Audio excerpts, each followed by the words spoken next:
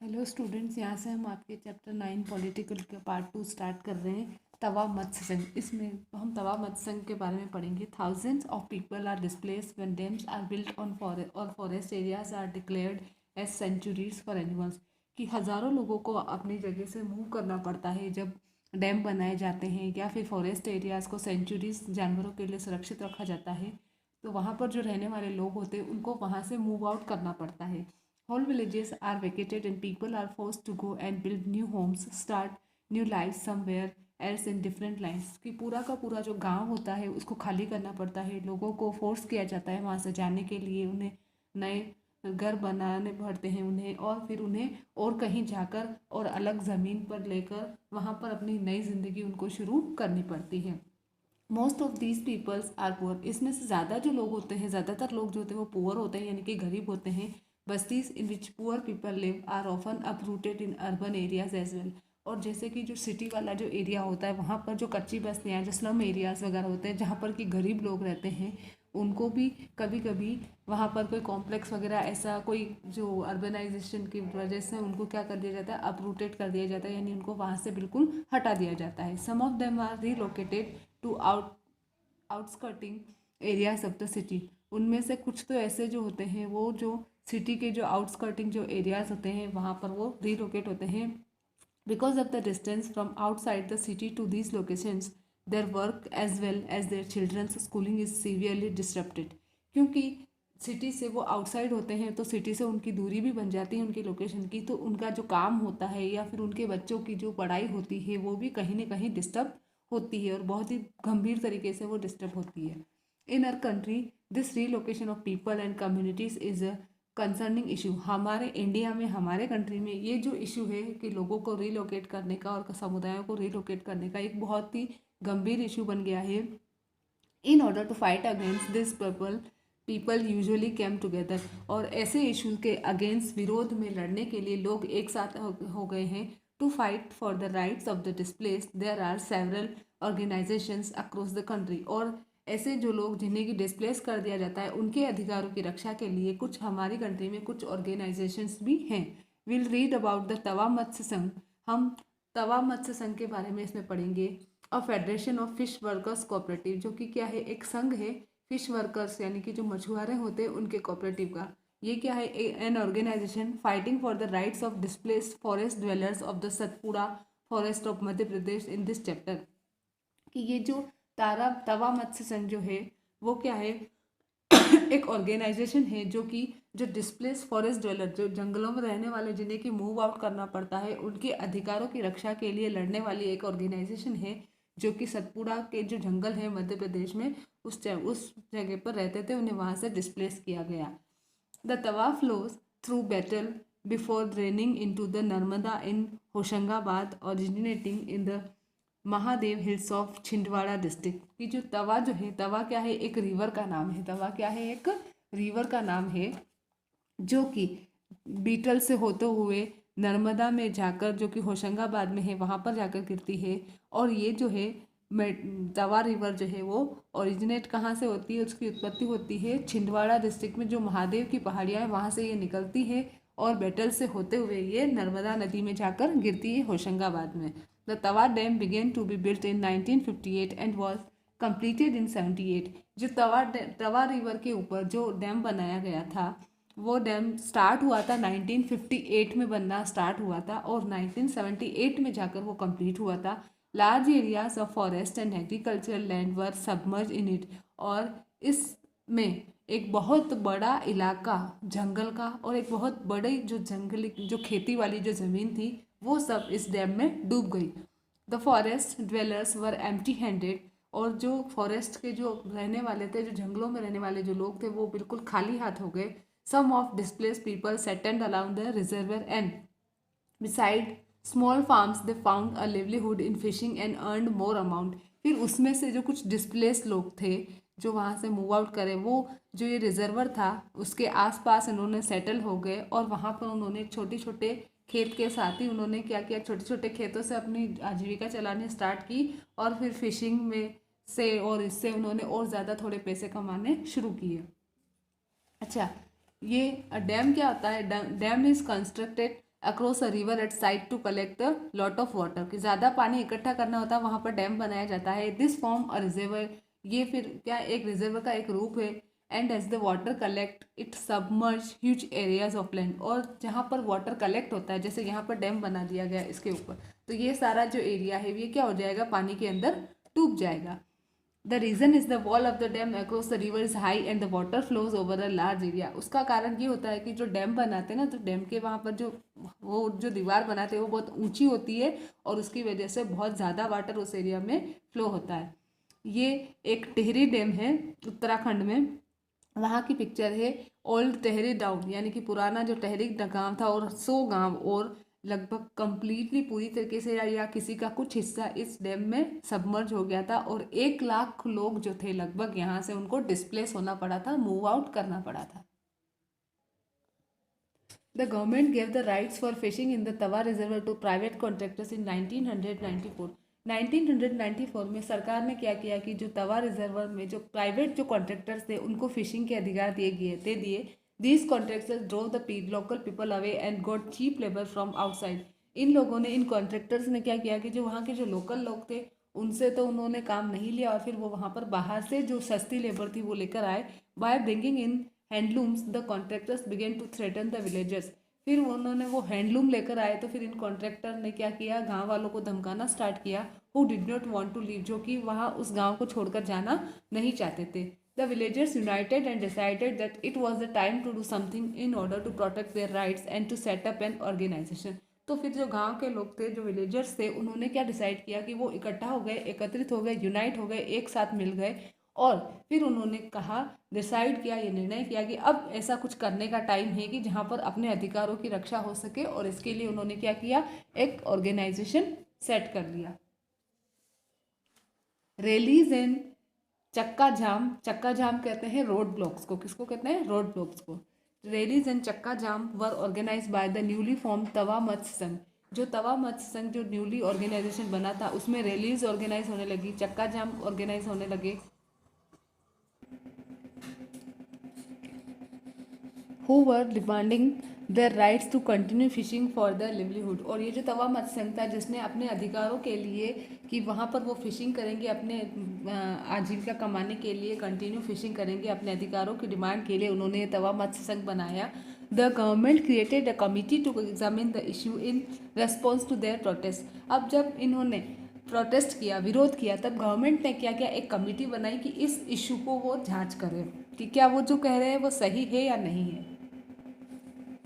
The committee recommended that fishing right should be granted to the villagers for their livelihood. और फिर इस committee ने ये बताया, ये रिकमेंड किया कि जो फिशिंग के जो अधिकार है वो गांव वालों को ही उनकी आजीविका कमाने के लिए देने चाहिए। The government of Madhya Pradesh decided to give the fishing right to the people displaced by Tawa dam for the reservoir in 1996। कि फिर गवर्नमेंट ने 1996 में जो मध्य प्रदेश की जो सरकार थी उसने ये डिसाइड किया कि जो फिशिंग के राइट है वो गांव वालों को, वह उन्हीं लोगों को दिए जाने चाहिए जो कि डिस्प्लेस हुए हैं तवा डैम की द्वारा। 2 months later a 5-year lease agreement was sign. फिर उसके 2 महीने बाद में एक 5 साल का लीज एग्रीमेंट साइन किया गया। People from 33 villages of Tawa started the new year with the first catch on January 2, 1997। कि 33 गांवों के जो लोग थे उन्होंने तवा रिवर के आसपास में रहने वाले जो 33 गांवों के लोग थे उन्होंने नया साल स्टार्ट किया। अपना पहला कैच उन्होंने कब पकड़ा, जनवरी 2, 1997 में। The fish worker were able to increase their earning substantially with the TMS support. कि जो फिश वर्कर थे, जो मछुआरे थे, वो अपनी अर्निंग को इंक्रीज कर पाए, बढ़ा पाए, किसके सपोर्ट के कारण, TMS के सपोर्ट के कारण। TMS तवा मत्स्य संघ। This was because the setup the cooperative which would by the catch from them at a fair price. और ऐसा क्यों हो सका, क्योंकि जो कोऑपरेटिव जो सेटअप किए गए थी उसने क्या किया, कैच को क्या कर दिया, एक अच्छे प्राइस पर उसने क्या किया, ये कोऑपरेटिव जो मछुआरे मछलियाँ पकड़ कर लाते उनको वो अच्छे प्राइस पर खरीद लेती। The cooperative would then arrange to transport and sell this in market where they would get a good price. फिर ये कोऑपरेटिव कमेटी क्या करती, कोऑपरेटिव जो है वो क्या करती, ट्रांसपोर्ट का अरेंजमेंट करती और इन ये जो वो जो प्रोडक्ट्स जो फिश पकड़ते थे उनको वो मार्केट में ले जाकर अच्छे प्राइस पर सेल करते थे। They have now begun to earn 3 times more than they earned earlier। अब जो फिश वर्कर्स थे उनकी जो अर्निंग थी पहले से 3 गुना ज़्यादा हो गई थी। They have now begun to earn 3 times। The TMS has also initiated giving the fish workers loans for repair and the buying of new nets। फिर TMS ने क्या किया, तवा मत्स्य संघ ने, ये जो कोऑपरेटिव थी, इसने फिश वर्कर को लोन भी दिया कि वो अपने जो नेट हैं उनको रिपेयर करवा पाए या फिर नए नेट खरीद पाए। The TMS has shown that when people's organization get their rights to livelihood, they can be good managers by managing how to earn a higher wage as well as preserving the fish in the reservoir। कि TMS ने ये भी बता दिया कि अगर लोगों को ऑर्गेनाइजेशन मिल जाए उनके अधिकारों के लिए, उनके आजीविका के लिए, तो वो एक अच्छे मैनेजर हो सकते हैं और वो ये भी मैनेज कर सकते हैं कि कैसे आप हाई वेज पे अच्छी कीमत पर जो फिश को है प्रिजर्व भी कर सकते हैं और आप उनको उनसे अपनी आजीविका कमा भी सकते हैं। क्रिएटिव एक्सप्रेशन अगेंस्ट इनइक्वलिटी, कैसे आप असमानता के विरुद्ध अपने जो अभिव्यक्ति है वो अपने विचारों की अभिव्यक्ति या अपने आप को कैसे आप अभिव्यक्त कर सकते हैं, कैसे बता सकते हैं। तो while few join protest movement to fight inequality, few might use their pen और देयर वॉइस और their ability to dance to bring into light the issue of inequality. कि कुछ जो जॉइंट मूवमेंट्स हैं inequality से fight करने के, तो उसमें कुछ अपने पेन का यूज़ करते हैं, कुछ अपनी आवाज़ का यूज़ करते हैं, कुछ अपनी एबिलिटी जो डांस की एबिलिटी उसका यूज़ करके और ये जो इश्यू है इस पर अपनी लाइट डालते हैं। Writers, singers, dancer and artist have also been very active in the fight against inequality. कि ये सारे जो लोग हैं वो इनइक्वलिटी के अगेंस्ट फाइट करने में बहुत ही एक्टिव हैं। Usually poems, songs and stories can also encourage us. कि यूजुअली जो पोएम होती है, सॉन्ग होते हैं या कोई स्टोरी होती है वो हमको इनकरेज करती है, बढ़ावा देती है। And makers believe strongly in an issue, और स्ट्रांगली ये बिलीव करवाती है कि pursue their efforts to fight for the situation. की जो हमारे साथ अगर कोई डिस्क्रिमिनेशन होता है तो हमें उसके विरुद्ध क्या करना चाहिए, फाइट करनी चाहिए। अच्छा, ये एक विनय महाजन ने एक information campaign, right to information campaign का एक पार्ट था, एक सॉन्ग जो उन्होंने लिखा था, उससे ये सॉन्ग लिया गया, द राइट टू नो। इसको हम पढ़ते हैं। My dreams have the right to know, why for centuries they have been breaking, why don't they even come true, my hands have the right to know, why do they remain without work all along, why do they have nothing to do, my feet have the right to know, why from villages to villages they walk on their own, why are there no sign of a bus yet, my hunger has the right to know, why grains rot in the godowns while I don't even get a fistful of rice, my old mother has the right to know, why are there no medicines, needles, dispensaries or bandages, my children have the right to know, why do they labor day and night, why is there no school in sight। कि यहाँ पर right to no के बारे में, कि जो right to information जो हुआ था कैंपेन, उसमें ये राइट टू नो के लिए था कि भाई मेरे बच्चे ये चाहते हैं, मेरी बूढ़ी माँ ये पूछती है, मेरे हाथ पूछते हैं, मेरे पाँव पूछते हैं, इस तरीके से ये एक सॉन्ग उन्होंने बनाया था। The Indian constitution as a living document, जो इंडियन कॉन्स्टिट्यूशन कैसे लिविंग डॉक्यूमेंट के रूप में है हम देखते हैं। The recognition that all people are equal is the basis of all movement for justice and the inspiration for all the poetry and songs on equality. कि जो सारे जो लोग थे वो जो सारे मूवमेंट्स हैं जो न्याय के लिए, इंस्पिरेशन के लिए, है ना, सॉन्ग्स है इक्वलिटी के ऊपर, और इन सब के लिए जो सारे जो मानते हैं कि लोग जो है समान हैं। हम ये कहते हैं कि हमारे इंडियन कॉन्स्टिट्यूशन में के अकॉर्डिंग भी सभी लोग जो हैं समान हैं। You already know that the Indian constitution recognize the equality of all people. कि ये भी पता है कि हमारे जो भारतीय संविधान है उसमें सभी के लिए समानता मानी गई है। Movements and struggle for equality in India continuously refer to the Indian constitution to make their point about equality and justice for all. और ये जो आंदोलन, जो संघर्ष जो हमारे इंडिया में इक्वलिटी के लिए हुए, ये कंटिन्यूसली हमारे इंडियन कॉन्स्टिट्यूशन को ही रेफर थे, क्योंकि उसी में ये पॉइंट बनाया गया था कि सभी के लिए समान न्याय और समानता है। The fish workers in the Tawa Matsya Sangh hope that the provision of the constitution will become a reality through their participation in this movement.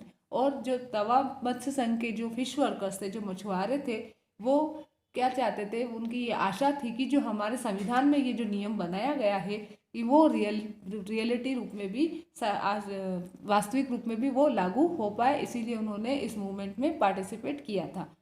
They use constitution as a living document. उन्होंने कॉन्स्टिट्यूशन को एक लिविंग डॉक्यूमेंट के रूप में use किया, जैसे कि इसका एक एग्जाम्पल है, something that has real meaning in their life by constantly referring to it, कि कुछ जो आपकी लाइफ में रियल मीनिंग रखता है वही इसको रेफर करता है।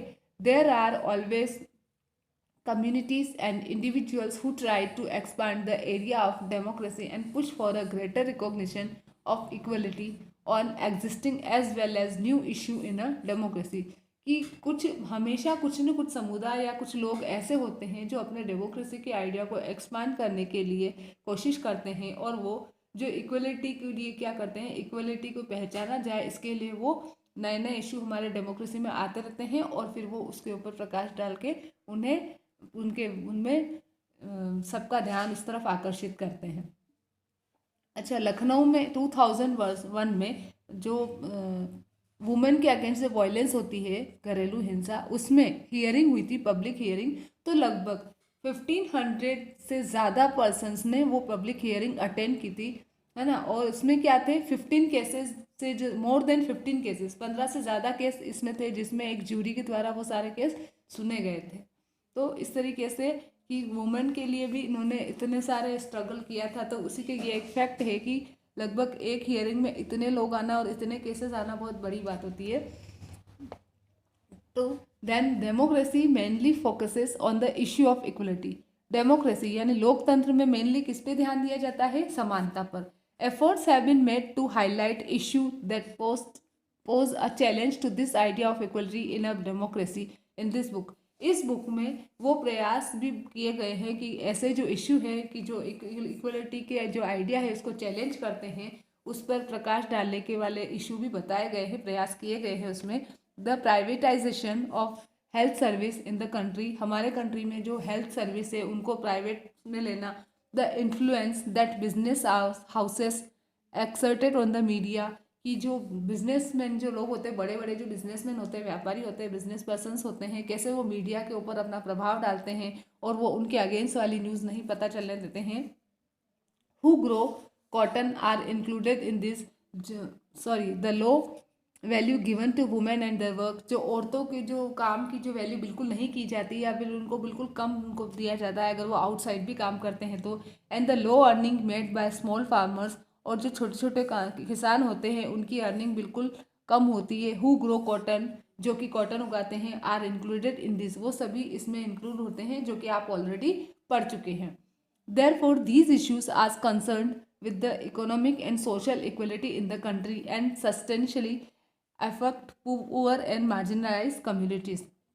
तो इसीलिए ये जो सारे इशू है जो कि हमारे जो समाज है उसमें सामाजिक और आर्थिक जो समानता है हमारी कंट्री में, हमारे देश में, उसके बारे में, और जो पुअर और बिल्कुल मार्जिनलाइज जो प्रभावहीन लोग हैं उनके ऊपर जो प्रभाव डालते हैं उसके बारे में ये सबसे इशू बताते हैं, और ये कंसर्न उसी के प्रति कंसर्न है। In a democracy this is the focal point of the struggle for equality, और एक लोकतंत्र में ये एक मुख्य पॉइंट मान सकते हो आप समानता के संघर्ष के लिए। If each individual and their community have adequate resources to support and nurture their families, कि अगर हर एक के पास में या हर एक समुदाय के पास में सही मात्रा में संसाधन होंगे और उनकी फैमिलीज़ की जो सपोर्ट करने के लिए, उनकी आवश्यकताओं को पूरा करने के लिए, and if they are not discriminate against only, और अगर उनके साथ भेदभाव नहीं किया जाएगा, then the dignity and self respect of them can be realize, तो सिर्फ उनका गौरव जो है और उनका जो आत्मसम्मान है वो भी रियलाइज किया जा सकेगा।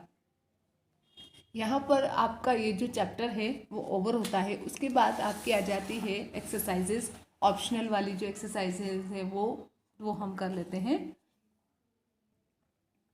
Now we start our exercises. Number first is people face inequality on grounds of religion, caste and gender in, कि लोग धर्म के नाम पर, जाति के नाम पर, लिंग के नाम पर लोगों के साथ जो भेदभाव होता है, असमानता होती है, वो कहाँ होती है? अमेरिका, इंडिया या ऑस्ट्रेलिया? कहाँ होती है? इंडिया में। So B is the right answer. Next है throughout the world people are fighting for their, पूरी दुनिया में लोग किसके लिए लड़ते हैं? अपने अधिकारों के लिए, राइट्स एंड इक्वलिटी, समानता के लिए, अधिकार के लिए, मनी एंड पावर, पैसे के लिए, पावर के लिए, लैंड एंड कैपिटल या फिर जमीन के लिए। तो किसके लिए लड़ते हैं? Right and equality. So A is the right answer.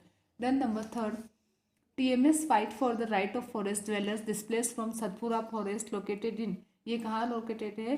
Uttar Pradesh, Madhya Pradesh या कर्नाटक, कहाँ लोकेटेड है TMS? मध्य प्रदेश में। Then so B is the right answer. Then number 4, the government decided to give fishing right to people displaced by the Tawa dam for the reservoir in, कि government ने कब decide किया कि fishing right जो है वहाँ के तवा डैम के पीपल जो डिस्प्लेस हुए उनको दिया जाना चाहिए? 1997, 1996 या 1998? तो कब डिसाइड किया था? 1996 में।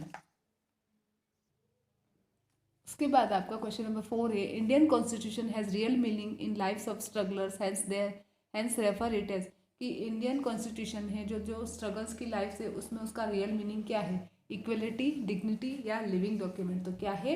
Living document. So C is the right answer. Then अब आ जाओ आप फिल इन द ब्लैंक्स पर। नंबर फर्स्ट है, all adults in India have equal rights to vote during elections, elections के दौरान उनको इक्वल राइट्स होता है वोट करने का, ठीक है। Then number 2, the dash in Madhya Pradesh is an example of people coming together to fight an issue, कि मध्य प्रदेश में ऐसा जो एग्जाम्पल है कि जो एक इशू पर फाइट कर रहे थे लोग, एक साथ आ गए थे, वो था तवा मत्स्य संघ। क्या था? Tawa Matsya Sangh. Then number 3, large part of Satpura forest are submerge, कि सतपुरा फॉरेस्ट की बहुत बड़ा पार्ट जो है वो डूब गया था, किसके कंस्ट्रक्शन में? In the construction of dash dam, किसके कंस्ट्रक्शन में? तवा डैम के कंस्ट्रक्शन में। फिर 4th नंबर है, dash and dash jam were organise by Tawa Matsya Sangh, कौन कौन से जाम किए गए थे? रैलीज एंड चक्का जाम। क्या किया गया था? रैलीज एंड चक्का जाम। नंबर 5 है, dash is a living document that guarantees dignity, self respect and equality, कौन सा लिविंग डॉक्यूमेंट है? Indian constitution. नंबर 5 में क्या आंसर आएगा? Indian constitution. नंबर 6 है, issue of equality are central to democracy, ये डेमोक्रेसी का केंद्र है, समानता। देन आप आ जाओ मैच द कॉलम में। मैच द कॉलम में चिल्ड्रन का कहाँ से मैच होगा? No school in site, site पर कोई स्कूल नहीं होता, तो फर्स्ट का क्या हो गया? C. Then second, old mother no medicine, second का हो गया D. Hunger, grain rots in godown, जो अनाज गोदाउन में सड़ता है, तो थर्ड का हो गया ई। 4th है फीट, तो नो साइन ऑफ बस, बस का कहीं कोई साइन नहीं, तो 4th का हो गया B. 5, hand remain without work, बिना काम के हाथ रहते हैं, तो 5 का हो गया ए। तो इस टाइप से सी, डी, ई, बी और ए ये इनके आंसर्स हो गए। आपको एग्जाम में भी मैच ऐसे ही करने हैं, ओके। देन अब आप आ जाओ, state true or false for the following statement. आपको क्या करना है? ट्रू, अगर सही है तो ट्रू है और अगर नहीं है तो फॉल्स है। जैसे कि फर्स्ट है, the soul of Indian democracy is equality, कि हमारे भारतीय लोकतंत्र की आत्मा समानता है, तो it is right, so it is true. Number 2, Kanta, Ansari, Sarika, Melanie face discrimination because they lack resources, कि कांता, अंसारी, सारिका इन सब के साथ भेदभाव क्यों हुआ था? क्योंकि उनके रिसोर्सेज नहीं थे, कमी थी उनके पास रिसोर्सेज की। तो कांता, सारिका, मेलनी इनके लिए ये बात सही है, बट अंसारी जो थे उनके रिलीजन के नाम पर उनके साथ भेदभाव किया गया था, so it is wrong statement, it is false, okay. Then number 3, in 1996 government gave right for fishing in Tawa reservoir to private contractors, कि 1996 में गवर्नमेंट ने फिशिंग के राइट प्राइवेट कॉन्ट्रैक्टर्स को दिए थे, नहीं जो फिश वर्कर्स थे उनको दिए थे, so it is false statement, okay. Number 4 है, later on TMS exploited rights of fisherman, बाद में जो टीएमएस है उसने फिशरमैन के अधिकारों का शोषण किया, it is wrong statement, okay, so it is false. Now number 5, the issues of equality are not important in a democracy, कि इक्वलिटी का जो इशू है वो एक डेमोक्रेसी में इम्पोर्टेंट नहीं है, no it is very important in a democracy, so it is false statement, okay. यहाँ पर आपके ऑप्शनल वाले जो क्वेश्चन है वो तो और होते हैं, उसके बाद जो आपके शॉर्ट वाले जो आंसर है, डिटेल वाले जो आंसर है, ये सब आपको पीडीएफ फॉर्म में प्रोवाइड करवा दिए जाएंगे। यहाँ पर आपका एक चैप्टर और होता है और इसी के साथ ही साथ आपके पॉलिटिकल पार्ट के जितने भी चैप्टर हैं वो सारे के सारे कंप्लीट होते हैं। यहाँ पर आपका पॉलिटिकल पार्ट कंप्लीट होता है। Thank you, have a nice day.